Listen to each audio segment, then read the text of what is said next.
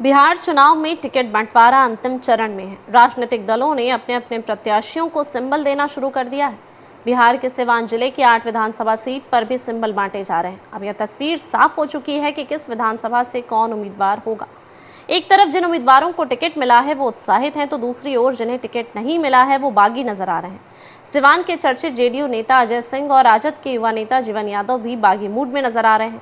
दोनों ने ही अपने अपने फेसबुक पेज से एक अहम ऐलान किया है। पूर्व सांसद कविता सिंह के पति अजय सिंह ने नंदामुड़ा गांव में आगे की रणनीति के लिए बैठक बुलाई, तो राजद के नेता जीवन यादव ने मीडिया को संबोधित किया। दरअसल जीवन यादव सिवान सदर से टिकट की मांग कर रहे थे, वहीं अजय सिंह अपने पत्नी कविता सिंह के लिए रघुनाथपुर या दरौंदा की सीट की डिमांड कर रहे थे। इसके उलट राजद ने सिवान सदर से अवध बिहारी चौधरी को उम्मीदवार बनाया है और दरौंदा से भाजपा ने व्यास सिंह को टिकट दिया है। तो रघुनाथपुर की सीट से जेडीयू ने जीशु सिंह और दरौंदा से भाजपा ने व्यास सिंह को टिकट दिया है। कहने का मतलब है कि अजय सिंह और जीवन यादव दोनों को भी सियासी तौर पर झटका लगा है। इसी के साथ दोनों मनोज सिंह और श्याम बहादुर सिंह की तरह बागी तेवर दिखाने लगे हैं। अजय सिंह के बारे में कहा जा रहा है कि वह निर्दलीय नामांकन दरौंदा से कर सकते हैं, तो जीवन यादव को लेकर भी चर्चा चल रही है। हालांकि राजनीति के जानकार ये मानते हैं कि उसामा शहाब जल्द ही जीवन यादव को मना लेंगे। अगर ऐसा होता है तो सिवान सदर की सीट पर अवध बिहारी चौधरी की राह आसान हो सकती है। दरअसल बीजेपी ने सिवान सदर की सीट से मंगल पांडे को मैदान में उतारा है। बीजेपी के नेता मंगल पांडे को शहरी सीट पर कितना फायदा मिलेगा ये तो वक्त बताएगा, लेकिन अभी के माहौल में जो देखने को मिल रहा है उससे ऐसा अनुमान है कि उन्हें अंदरूनी बगावत का सामना करना पड़ सकता है। बीजेपी के नेता मनोज सिंह ने रघुनाथपुर से टिकट कटने पर अब सिवान सदर से निर्दलीय लड़ने के संकेत दिए हैं। इसका मकसद मंगल पांडे पर नकेल कसना है। मंगल पांडे पर आरोप लगाते हुए मनोज सिंह ने कहा था कि उन्होंने अपने टिकट के चक्कर में मेरे लिए सही ढंग से पैरवी नहीं की। इसके साथ ही मनोज सिंह ने यह भी बोला था कि रघुनाथपुर दक्षिण की दिशा में है, ये मेरे लिए शुभ नहीं है।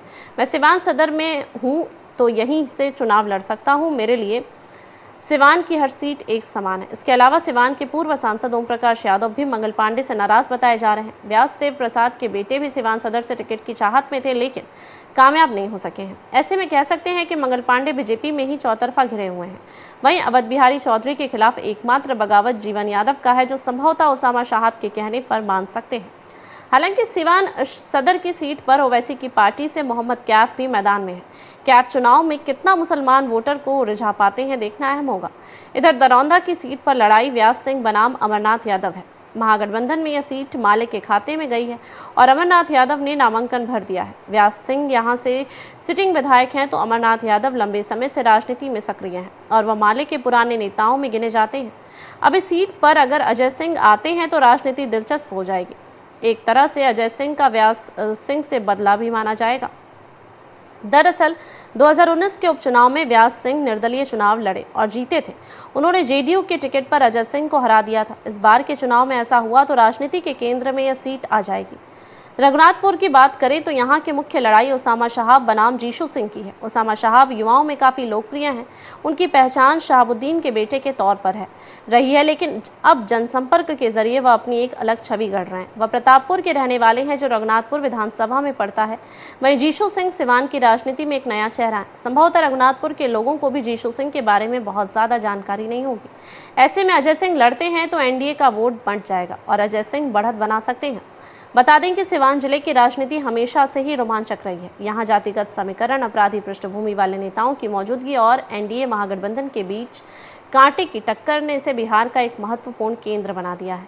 2025 के विधानसभा चुनाव में भी यही ट्रेंड दिख रहा है, जहाँ टिकट वितरण ने न केवल आंतरिक कलह को जन्म दिया है, बल्कि वोट बंटवारे की संभावना को भी बढ़ा दिया है। बिहार चुनाव आयोग के अनुसार सिवान जिले की 8 सीटें सिवान सदर, जीरादेई, दरौंदा, रघुनाथपुर, दरौली, दरौंदा, बढ़रिया और महाराजगंज में पहले चरण यानी 6 नवंबर को मतदान होने वाले हैं। पिछले चुनाव में महागठबंधन ने 8 में से 6 सीट पर जीत दर्ज की।